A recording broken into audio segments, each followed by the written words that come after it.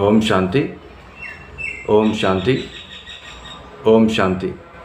అందరూ బాబా స్మృతిలో ఉన్నారా? ఈరోజు శివబాబా చెప్పిన ఇంపార్టెంట్ పాయింట్స్. మనం ఎలాంటి శక్తిశాలి అద్దంగా కనపడాలి? మనం ఎలాంటి శక్తిశాలి అద్దంగా కనపడాలి? జవాబు, ఎవరు ఎదురుగా వచ్చినా మీలో తండ్రిని స్పష్టంగా అనుభవం చేసుకోగలగాలి. ఎవరు మీ ఎదురుగా వచ్చినా కానీ వారికి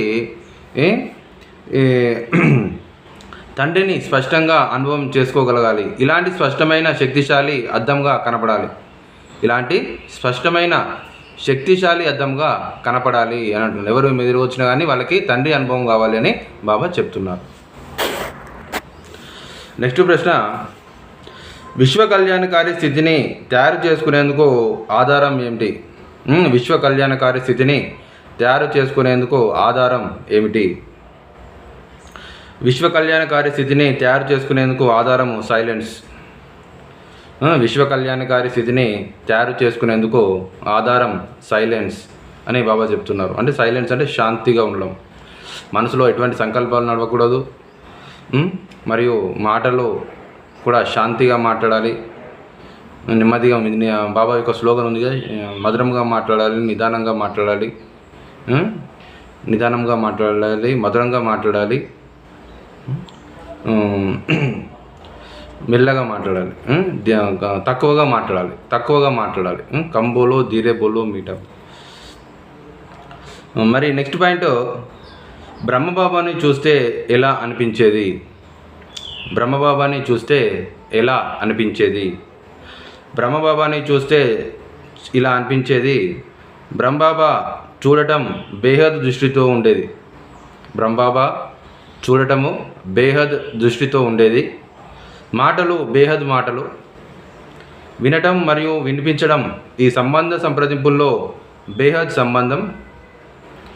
ప్రతి సంకల్పంలో బేహద్ కళ్యాణం ఇమిడి ఉండేది. సంస్కారంలో బేహద్ త్యాగం మరియు బేహద్ తపస్సు ఉండేది. బ్రహ్మబాబా చూస్తే ఇలా అనిపించేది. బ్రహ్మబాబా బేహద్ దృష్టితో ఉండేది అంటున్నారు. చూసేది బేహద్ దృష్టి ఉండేది. బేహద్ దృష్టి అంటే అనంతమైన విశ్వమంతా నా పరివారం అనే భావనతో చూసేది. బేహద్ దృష్టితో ఉండేది. మాటలు బేహద్ మాటలు. మాటలు కూడా లౌకికంగా లేకుండా అలౌకికంగా మరియు విశ్వ కళ్యాణకారి మాటలుగా ఉండేది. అనంతమైన మాటలు ఉండేది.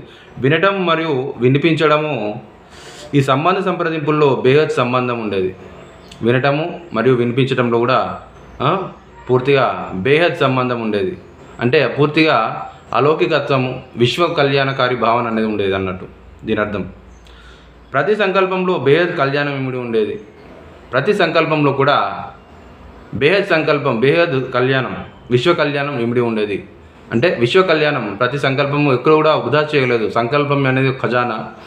మన ఖజానాని, సంకల్పం ఖజానాని ఎక్కడ వృధా చేయకుండా విశ్వ కళ్యాణార్థానికే ఉపయోగించారు అని బాబా చెప్తున్నారు. విశ్వ కళ్యాణం ఇమిడి ఉండేది సంకల్పం కూడా. సంస్కారంలో కూడా బేహద్ త్యాగం మరియు తపస్సు ఉండేది. ఆ సంస్కారం కూడా బేహద్ త్యాగం కూడా ఉండేది. మరి త్యాగం చేసినందుకే భాగ్యం తయారైంది. అప్పుడు మరి వ్యాపారం అంతా త్యాగం చేసి ఈ సంస్థను పెట్టినందుకు భాగ్యం అనేది తయారైంది. నెంబర్ 1 వెళ్ళిపోయినాడు బాబా. అదేవిధంగా తపస్సు కూడా ఉండేది. బేహద్ తపస్సు ఉండేది. తపస్సు కూడా చాలా నిరాటకంగా చేసేది. నిద్రను కూడా మానుకునేది. నిద్రను కూడా త్యాగం చేసినారు బాబా అని మురళిలో చెప్పారు. బ్రహ్మబాబా నిద్రను కూడా త్యాగం చేసి విశ్వ కళ్యాణార్థం నుండి సకాశ్ ఇచ్చేవారు. ప్రపంచంలో ఉన్న ఎక్కడ ఉన్న ఆత్మలకు సకాశ్ ఇచ్చేవారు అని బాబా చెప్తున్నారు. ఓం శాంతి. మధురాతి మధురమైన ఆత్మిక తండ్రికి ఆత్మిక పిల్లల యొక్క ప్రియ స్మృతులు మరియు నమస్తే. ఈరోజు సమానం వచ్చేసి, నేను బేహద్ తపస్వి మూర్తిని, నేను బేహద్ తపస్వి మూర్తి ఆత్మను. ఈ సమానాన్ని 20 సార్లు రాయాలి మరియు ఈ సమానంలో ఉండాలి రోజంతా. అదేవిధంగా ప్రతి ఒక్కరు చార్ట్ మెయింటైన్ చేస్తున్నారా? మార్కులు వేస్తున్నారా? నిజాయితీగా మార్కులు వేసుకోండి. ఓం శాంతి.